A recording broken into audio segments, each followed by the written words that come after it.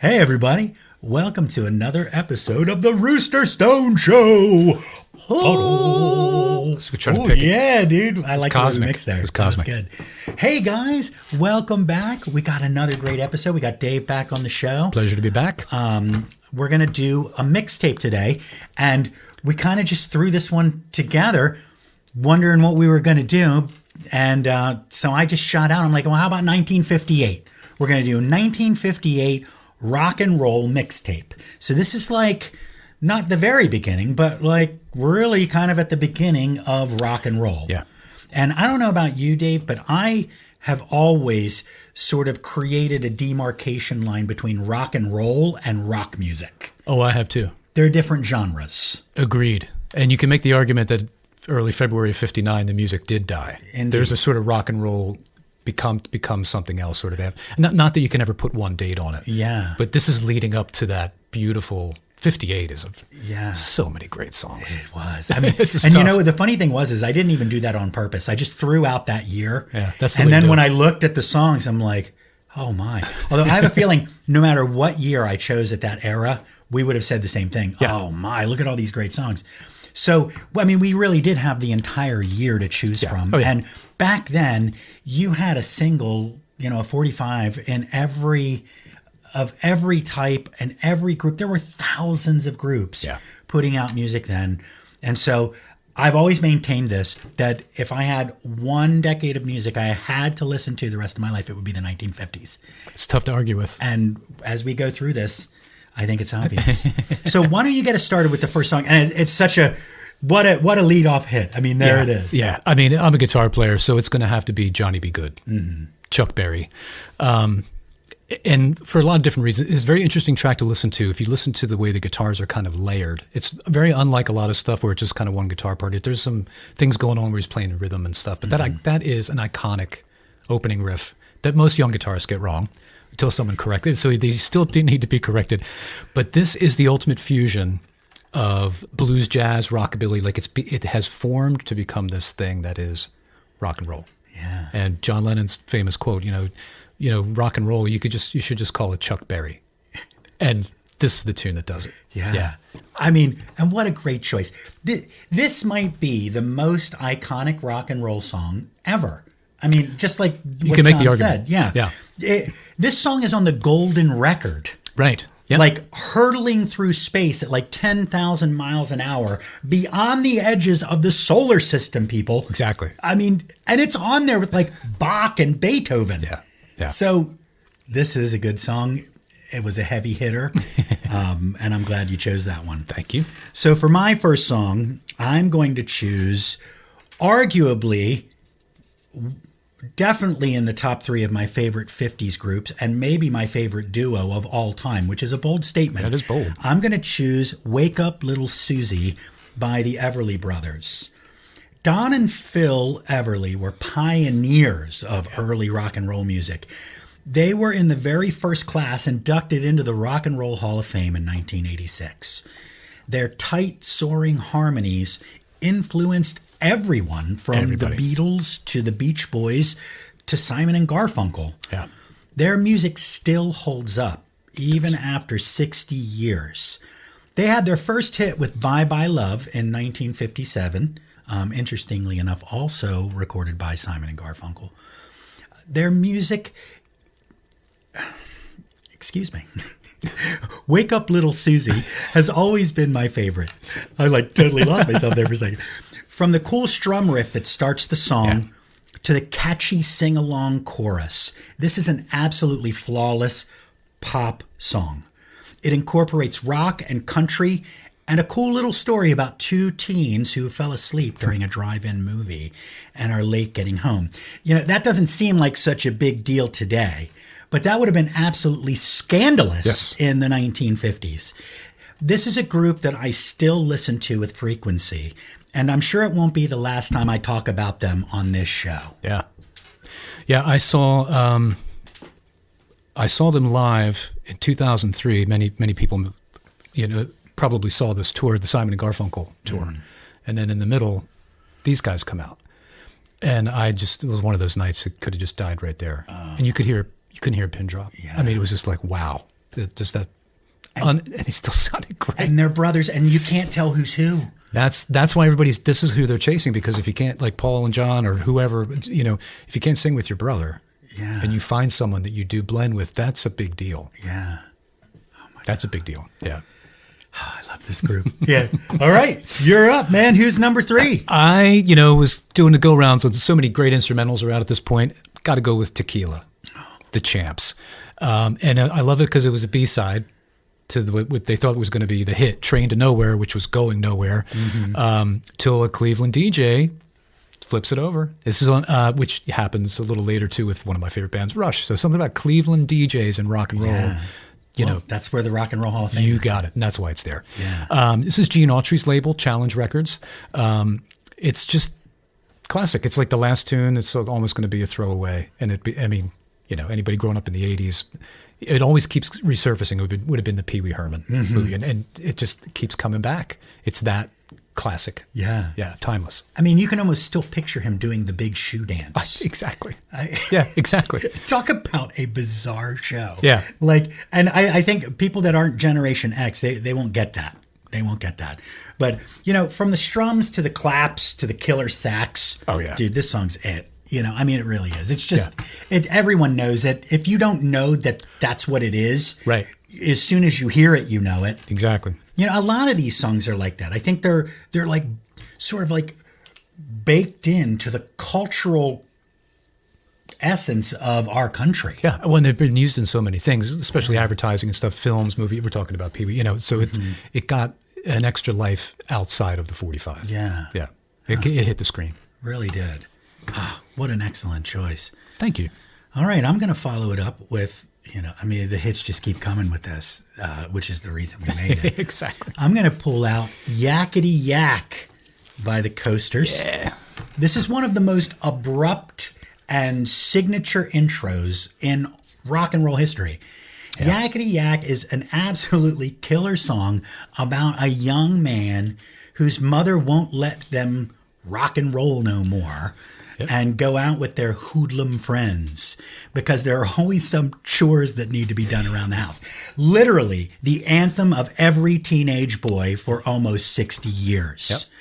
The rhythm, the vocals, and the harmony, including the deep voice, don't talk back, the killer sax solo. Dude, this song has it all. And the best part is it comes in at a brisk 1 minute and 52 seconds. Yep. I mean, they knew how to write them, man. Yep. That's, it's almost like TikTok before there was TikTok. Yeah. They knew that the average attention span is this big, and they rolled with it. And, this is exactly what I'm talking about, though, when I say the 1950s are the best decade of music in the modern era. This song just punches you in the face for the entire time. It's so tight, so well delivered. These groups cut their teeth playing live in smoky clubs and dance halls and high school gymnasiums. Lots of high schools. Can you imagine being able to hear in a gym? Yeah. Oh, that's the worst. I've played in gyms. I know you have. Oh, yeah. It's the worst. But I bet they did this entire song in a couple takes. Yeah. Yeah. My whole life, I can't get enough of this song. Well, this is the only one because you chose your songs first, and this was on my original list, and I had to amend because this made it. King Curtis is the sax player. He's playing with Aretha Franklin. That muttering, sputtering, I mean, it's the perfect sax part. He's on Charlie Brown as well.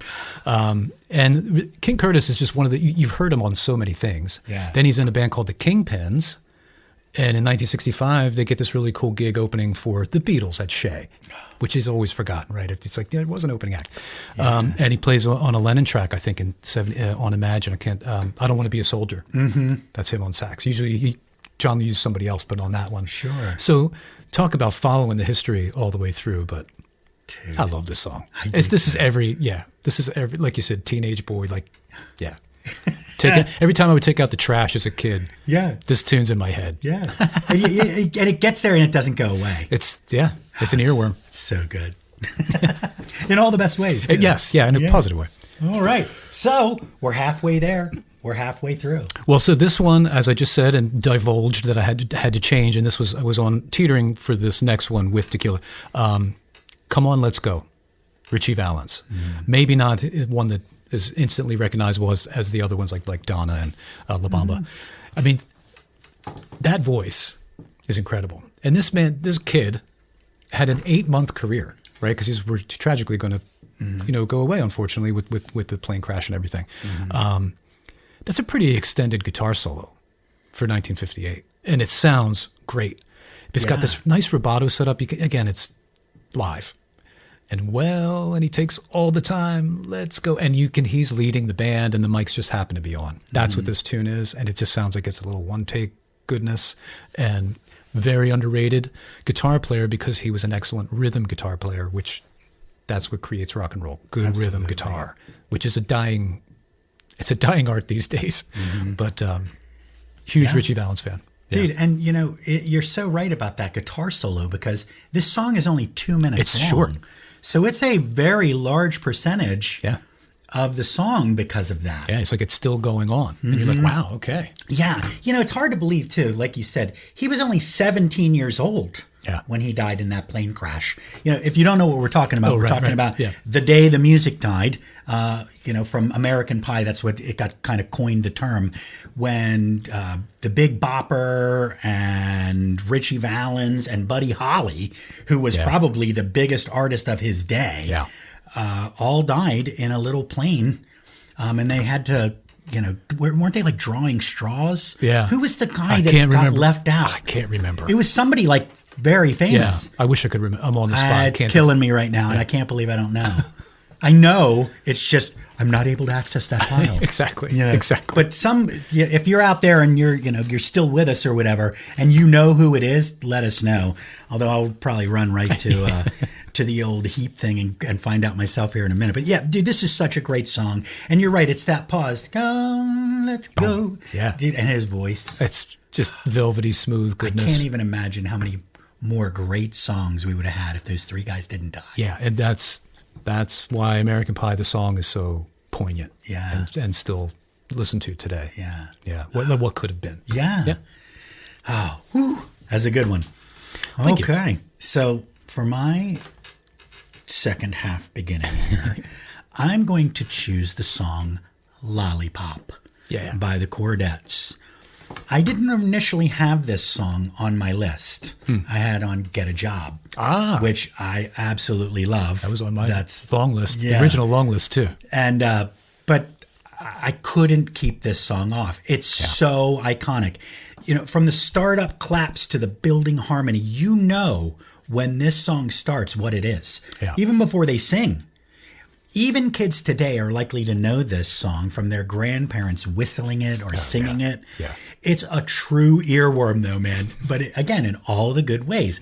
This female group had a huge hit earlier in the decade with Mr. Sandman. Right. A song, incidentally, featured in the greatest film of all time, Back to the Future. It isn't, yes, right. Fight me on that. Lollipop itself, though, was also featured in another one of the greatest movies of all time, Stand By Me. Yep.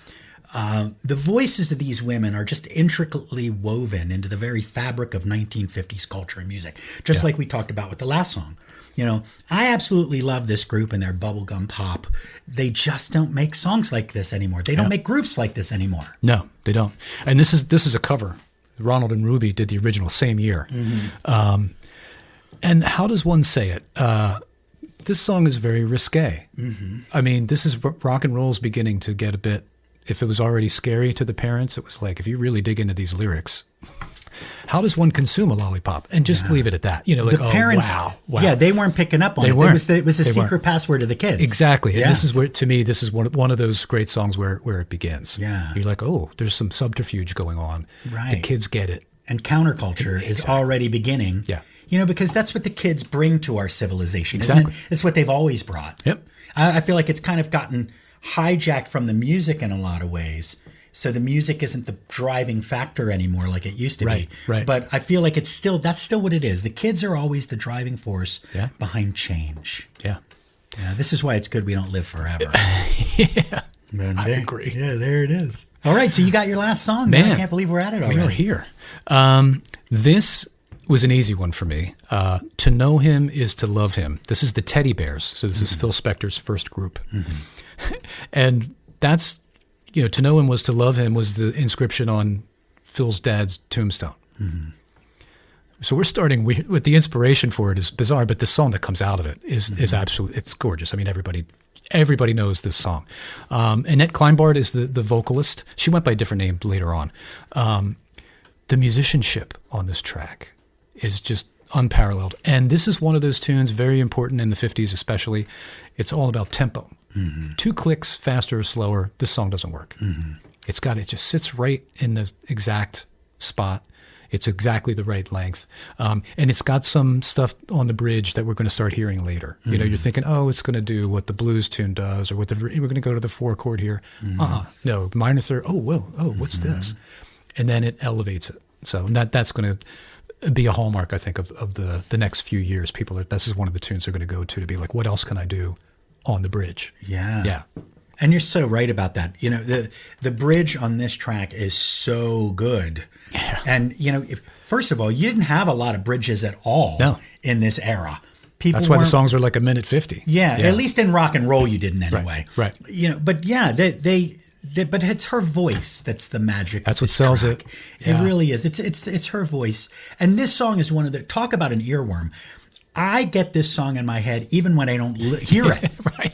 It's just always there. Yeah. Somehow. I mean, that's how good it is. I had no idea that Phil Spector wrote this song. None. It's the beginning. Yeah. And he's with the background stuff. I mean, not that that's not excellent, but I mean, wow. But still, it's like you can tell what's coming. Yeah.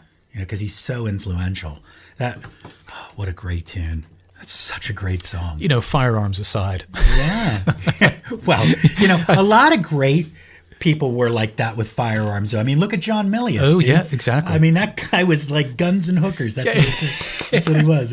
So, boy, are we digressing right now, huh? Possibly. All right. So suddenly we found a way to bring in, 80s movie directors. Yeah. So for the last song on the mixtape, which was my honor to do, and I feel very excited about my choice, I chose Good Golly Miss Molly, Little Richard. If there was a Mount Rushmore of rock and roll music, Little Richard's face would be on it. It'd be like him and Chuck Berry and then fill in the blanks.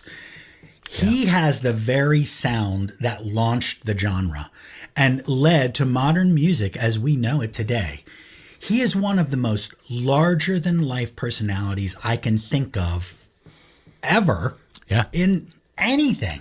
Oh, yeah. His influence has largely been minimized over the years, which I can't understand, but I cannot stress enough the impact that this man has had on the birth and early popularity of rock and roll. And that second part's really the key. His crazy piano style, flamboyant personality, and unique song structure and lyrics. Oh, yeah. Definitely influenced everyone. Yeah. I can't even imagine what he must have endured to help break the color line of popular music by being one of the first crossover black artists in America. Absolutely. I mean, can you imagine what he endured in that process? Oh, it was abysmal. Yeah. He seems disgusting. to be like he could handle it. Yeah. And that's probably why he was able to. He wanted it that bad. Yeah. He was willing to, Well, and he was that good. Well, he was that good. And borne out by the numbers that came out to see him and bought the records. Exactly. Right. He's not just a rock and roll hero. He's a cultural hero, too. Yeah. R.I.P. Richard Wayne Penniman. Yeah, man. I mean, that guy embodied so much of what even rock would become. Well, and again, 80s, 90s, even he's doing the interviews. He was very concerned about this thing that he was a part of creating, really. Mm-hmm. Worrying about the legacy of it, even 30, 40 years ago, because he thought it was that important. Yeah. Other things were going on there too, but the music, that was still, because people were still coming out to see him. Yeah. It wasn't so much of a novelty. It was the songs were just that good and that iconic. Well, and he was that good. Yeah, when you hear a cover, and people would just, but no, it doesn't look like that, sound like that. The songs are classic from that era, but not all the musicians from that era were like he is. He is a generational talent. Yeah, agreed. At the helm, maybe in that era, the most talented person of the era. I couldn't refute. That's tough to refute. There's a lot, without getting into too much with Chuck Berry, who also had one of the finest piano players, I think, in the history of rock. But he's such a larger than life personality, and the things that he had to endure, and other white artists covering his song, what Boone. Yeah, that's what he was trying to protect. Yeah. When doing all the interviews and stuff in the 80s. Yeah, exactly. Like, you can listen to it, but get back to the original. Yeah. Where this goes away. Well, and it's such a, those covers were such a letdown. They just didn't have any of the energy or the magic that made this work. Right. And it wasn't that, there were tons of great, white artists doing great things. Oh, yeah. It's like, this is their music. Let them have it. Right. I don't know. It's an old argument. It's 60 years old, and maybe it's been beat to death. But I feel like with this guy, you have to give voice to it. You have to say it out loud, or it's forgotten. Because I feel like he doesn't get the love that Chuck Berry gets. He doesn't. And it's like the Beatles are almost such a gargantuan presence in early music. They almost blot everyone else out. Yeah. And it's easy to forget that if you listen to a lot of those early Beatles records, how many Little Richard songs and Chuck Berry songs are on those albums? Because Paul did a pretty decent impression, Littered. but it's still an impression. Yeah. Yeah. Littered. Oh, yeah. So anyway, there it is. Hey, 1958. We gave you 8 songs to listen to. Go down the rabbit hole, though, man. Go on Spotify or Apple Music or wherever you listen to music and just pull up, 1950s, stuff. And I'm telling you, man, you're not going to be disappointed. No, not at all. If you just haven't listened to it for a while, you're going to love it again. Yep. If you've never listened to it, I don't care, man. I don't care if you're 12 years old. If you listen to this music, you're going to dig it. Oh, yeah. It's like the Three timeless. Stooges, man. Right. It never gets old. It's always going to be good. Agreed. So there it is. So thanks so much for listening. Don't forget to check out roosterstone.com to see what we're doing. Go to the links to our music and stuff like that. Don't forget to go to davidpedrick.com and check out Dave's original stuff. It is super duper good. And don't forget about peace and one love. Come on over to roosterstone.com, where you can book the band for any event you can imagine. Acoustic, full band, whatever your event may require. You can also email us to take online music lessons at an affordable monthly price. Don't forget to download our original music and follow, and subscribe to Rooster Stone across all social media platforms. Keep rocking out at roosterstone.com.